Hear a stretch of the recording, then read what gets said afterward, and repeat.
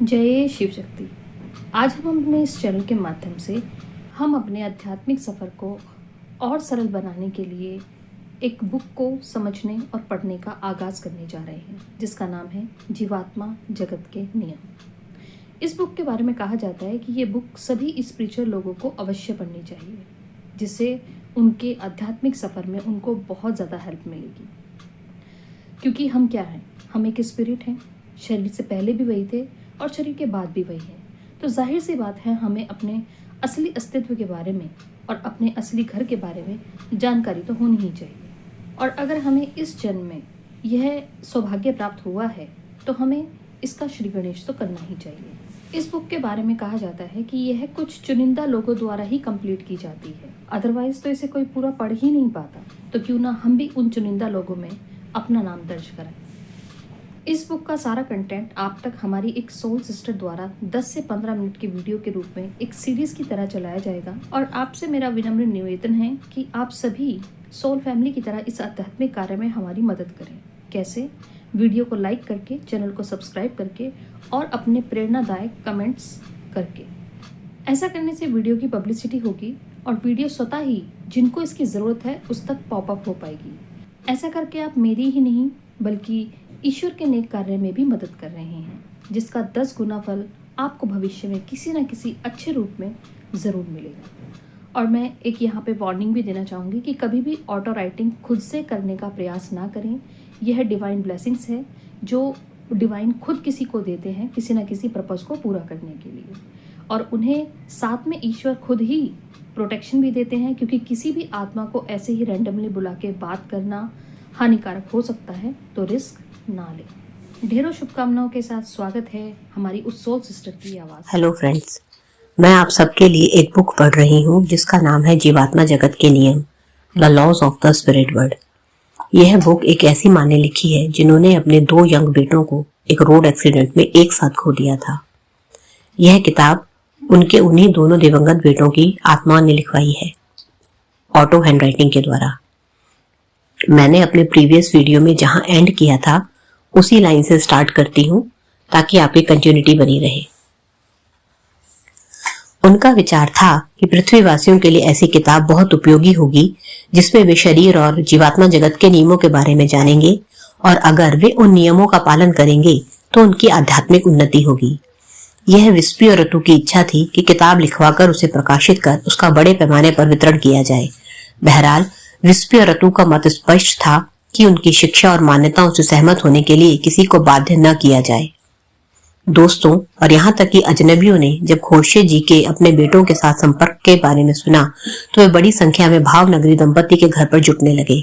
खोर्शेद और रूमी जी धीरे धीरे यह महसूस करने लगे कि निस्वार्थ भावना रखकर दूसरों के दुख को कम करने से उनके अपने दुख बहुत हद तक कम होने लगे थे। बेटों की मृत्यु के बाद उनके दुखी मन को इसी तरह राहत मिली। उन्होंने युवा और वृद्ध दोनों का मार्गदर्शन किया और उन्हें सांत्वना दी। अपनी कहानी सुनाकर उन्होंने अपनी तरह परिजनों के वियोग में तड़पते लोगों को उदासी और निराश होकर टूटने से बचाया।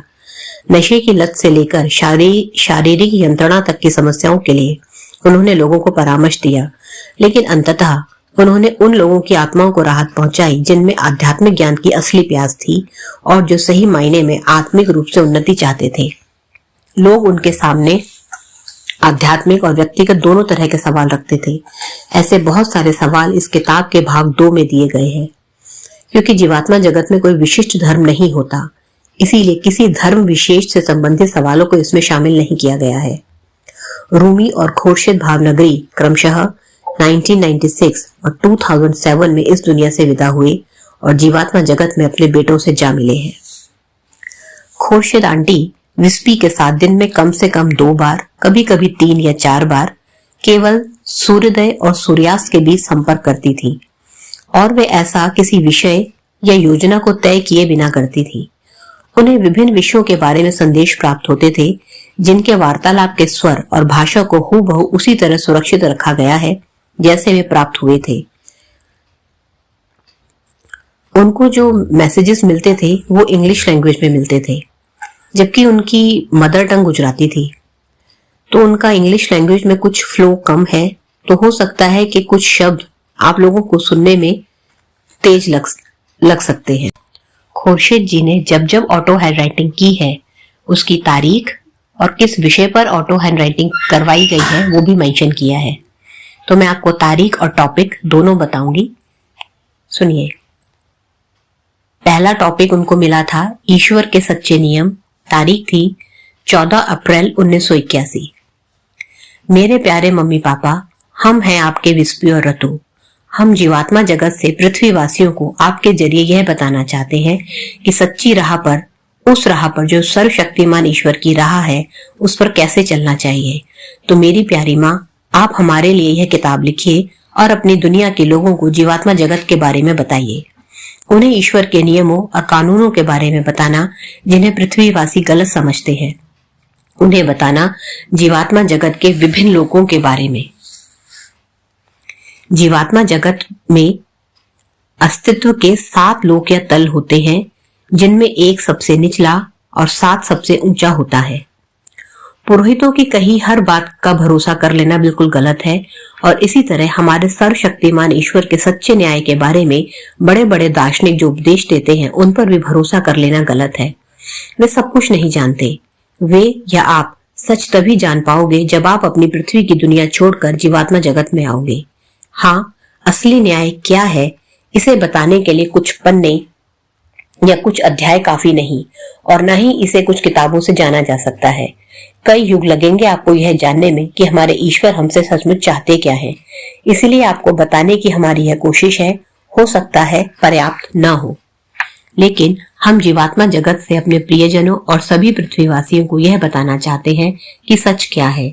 हम आप सबको यह बताना चाहते हैं कि आपसे बहुत सारी गलतियां हो रही हैं, जिनका कारण बेमतलब की कुछ धारणाएं हैं अथवा उन लोगों की कही बातें हैं जिन्हें आप पवित्र और ज्ञानी मान लेते हैं। कभी कभी तो वे जो कहते हैं वह हमारे सर्वशक्तिमान ईश्वर के सच्चे नियमों और कानूनों के बिल्कुल विरुद्ध होता है। इस समय जब पृथ्वी पर दुष्ट और बुरी आत्माओं का बोलबाला है और अच्छे लोग तकलीफों से घिरे हैं, हमें लगता है कि यह किताब आपको बताएगी कि क्यों बुरे लोग सफल होते हैं और अच्छे लोग कष्ट झेलते हैं। भले लोग हमारे सबसे प्रिय सर्वशक्तिमान ईश्वर को इस बात का दोष देते हैं कि वह उनके साथ न्याय नहीं करते। इसलिए हमारे प्यारे पाठकों, आगे बढ़िए, इसमें बहुत सारे सवालों के जवाब मिल जाएंगे। तारीख 15 अप्रैल 1981। विषय है आत्मविश्लेषण के जरिए सुधार लाना।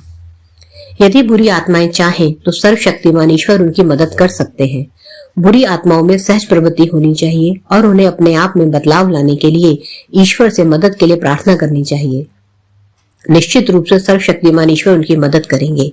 अच्छा या बुरा होना बुरी तरह प्रत्येक आत्मा के अपने हाथ में होता है। ऐसी बुरी आत्माएं जो अपने आप को बदलना चाहती हैं, वे क्षण भर में भली आत्माओं में बदल सकती हैं। पृथ्वी पर हमने आपको कहते सुना है, अपनी भूल स्वीकार कर लो, ईश्वर तुम्हें माफ कर देंगे। यह सही है, पर अपने पापों को आप स्वयं स्वीकार करें, न कि किसी पुरोहित के सामने। किसी पुरोहित में आपको क्षमा करने की शक्ति नहीं होती। आपको क्षमा करने वाला पुरोहित कौन होता है? वह आपसे बड़ा पापी हो सकता है। इसलिए किसी पुरोहित या पंडित के सामने अपनी भूल स्वीकार न करें, बल्कि यह अपने आप से करें। अपने आप से कहें कि आप बुरे हैं। सर्वशक्तिमान ईश्वर से कहें कि वे आपकी मदद करें, और आपको भरोसा रखना चाहिए कि वे ऐसा करेंगे। आपका प्रयास संपूर्ण रूप से सच्चा होना चाहिए। मैं फिर दोहराता हूँ, संपूर्ण रूप से सच्चा प्रयास।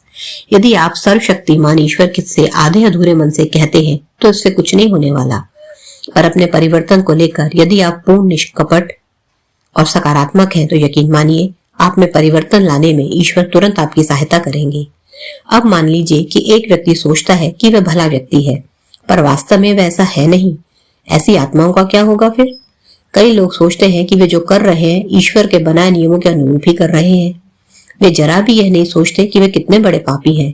वे कहेंगे, मैं ईश्वर में विश्वास करता हूँ, मैं धार्मिक किताबें पढ़ता हूँ, मैं दिन भर प्रार्थना करता हूँ, मैं प्रतिदिन या हर हफ्ते मंदिर या चर्च जाता हूँ, बहुत सारे दान पुण्य के कार्य करता हूँ, मैं गरीबों और जरूरतमंदों को भोजन कपड़े बांटता हूँ, उन्हें रोजगार देता हूँ। लोगों को और क्या चाहिए? मैं तो स्वर्ग ही जाऊंगा। हमें दुख के साथ कहना पड़ता है कि ये बेचारी आत्माएं भले ही यह सोचें कि स्वर्ग का दरवाजा उनके लिए पूरी तरह से खुला है, पर वे कभी भी उसकी निचली सीढ़ी तक भी नहीं पहुंच पाएंगे।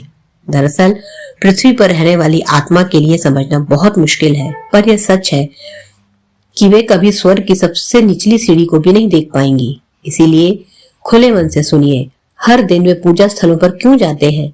दरअसल उनमें से कुछ अपने आसपास के लोगों को यह दिखाने जाते हैं कि वे कितने धर्मपरायण हैं और हमेशा ईश्वर के बारे में सोचते रहते हैं।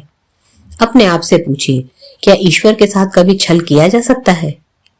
आप अपने आसपास के लोगों को मूर्ख बना सकते हैं, पर कभी सर्वशक्तिमान ईश्वर को धोखा नहीं दे सकते। आप खुद को ईश्वर से डरने वाला व्यक्ति कहते हैं, पर वास्तव में यदि ऐसा होता तो क्या आप कभी ईश्वर को छलने का प्रयास करते? कुछ लोग पूजा स्थलों पर हर दिन या हर हफ्ते इसलिए जाते हैं ताकि ईश्वर से वे अधिक धन, अधिक खुशियां और अधिक से अधिक सफलता मांग सके। आखिर क्या है यह? दरअसल आप वहां अपने स्वार्थपूर्ण उद्देश्यों के लिए जाते हैं, ईश्वर के लिए नहीं जाते। आप वहां बस अपने आप के लिए गए हैं।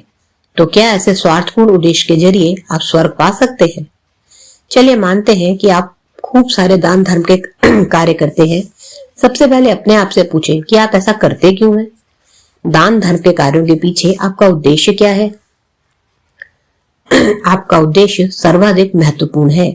यदि आपका उद्देश्य पूरी तरह से निस्वार्थ है, उदाहरण के लिए यदि आपका उद्देश्य केवल औरों की मदद करना हो और वे अपने आप आता हो, तो यकीन जानिए ईश्वर खुश होते हैं और वे जानते हैं कि आप जो देते हैं वे उन्हें खुश करने के लिए नहीं होता। पर कल्पना कीजिए, आपका उद्देश्य यदि ईश्वर को खुश करना है और आप कहते हैं यदि मैं यह किसी गरीब को दे दूं तो ईश्वर मुझे स्वर्ग भेज देंगे, तो यकीनन ईश्वर को आपके उद्देश्य का पता चल जाता है और आपको कभी स्वर्ग नहीं मिल पाता। आप एक दूसरे को मूर्ख बना सकते हैं, अपने आप को मूर्ख बना सकते हैं, पर आप सर्वशक्तिमान ईश्वर को कभी भी मूर्ख नहीं बना सकते। इसीलिए उस दान धर्म के पीछे आपका उद्देश्य बहुत अधिक महत्वपूर्ण होता है। आप जो भी करते हैं उसमें ईमानदार बनिए। यदि आप ईमानदार हैं तो एक जरा सी चीज भी आपको स्वर्ग पहुंचा सकती है, पर यदि आप स्वार्थी हैं और सर्वशक्तिमान ईश्वर को धोखा देने का प्रयास करते हैं तो बड़े से बड़ा दान भी आपको नर्क में ही ले जाएगा। तो यह पूरी तरह से हमारे हाथों में है ना? तारीख 16 अप्रैल 1981। टॉपिक है न्याय। हम ईश्वर के बहुत शुक्रगुजार हैं क्योंकि हमारी सही और गलत कार्यों को पहचानने के लिए उन्हें किसी सबूत की जरूरत नहीं होती और उनका न्याय ही अंतिम होता है। आपकी दुनिया में होने वाले अधिकतर न्यायों में यहाँ तक कि बड़े से बड़े न्यायाधीशों के निर्णय भी हमेशा सही नहीं हो सकते, पर ईश्वर का फैसला सदा सही होता है क्योंकि वे आपको अंदर से जानते हैं। यदि आप अपने लोगों से कुछ छिपाना चाहते हैं तो वे छिप सकता है, पर ईश्वर से आप कुछ भी नहीं छिपा सकते और उनका फैसला हमेशा सही होता है। यदि आपको इसमें भरोसा है तो आप कभी भी गलत नहीं जाएंगे। आप इस बात का भरोसा रख सकते हैं कि यह पूरी तरह से सत्य है और आप जो भी करते या कहते हैं हमेशा उसका रिकॉर्ड रखा जाता है। इसीलिए एक नीतिपूर्ण, सच्चा तथा करुणामय जीवन जिए। अपने आप को सुधारने का प्रयास करें। हो सकता है आप सोचें कि इस पृथ्वी पर एक भी व्यक्ति संपूर्ण नहीं, तो फिर आप कैसे हो सकते हैं? मेरे प्यारे पाठकों, यहाँ तक इस उच्चतर तल या लोक में रहने वाले हम भी पूर्ण नहीं, तो फिर आप कैसे हो सकते हैं? हम अच्छाई को पाकर और बुराई को दूर कर अपने आप को संपूर्ण बनाने का लगातार प्रयास कर रहे हैं। प्रत्येक आत्मा का लक्ष्य आत्मोन्नति होना चाहिए ताकि आप सर्वशक्तिमान ईश्वर यानी उस संपूर्ण हस्ती तक पहुंच सके, और ऐसा बनने में बहुत लंबा समय लग सकता है। इसलिए आप अपनी जिंदगी में अच्छा बनने, अच्छा बोलने का पूरा प्रयास करते रहें और इसका भी प्रयास जारी रखें कि लोगों को कभी हानि ना पहुंचे। कभी निर्दयी मत बनिए और हमेशा प्रयत्न करें कि आप ढोंगी न बने। यदि आप चाहें तो ऐसा कर सकते हैं, पर आप में वास्तविक इच्छा होनी चाहिए। चूंकि आप पृथ्वी पर हैं, तो आप खुद को सुधारने के लिए और अधिक प्रयास कर सकते हैं। एक बार जब आप जीवात्मा जगत में आ जाते हैं तो यह सुधार की गति बहुत धीमी हो जाती है। इसलिए यदि सचमुच आप अपने आप को सुधारना चाहते हैं तो इसे अभी करिए। हाँ, अभी करना सबसे जरूरी है।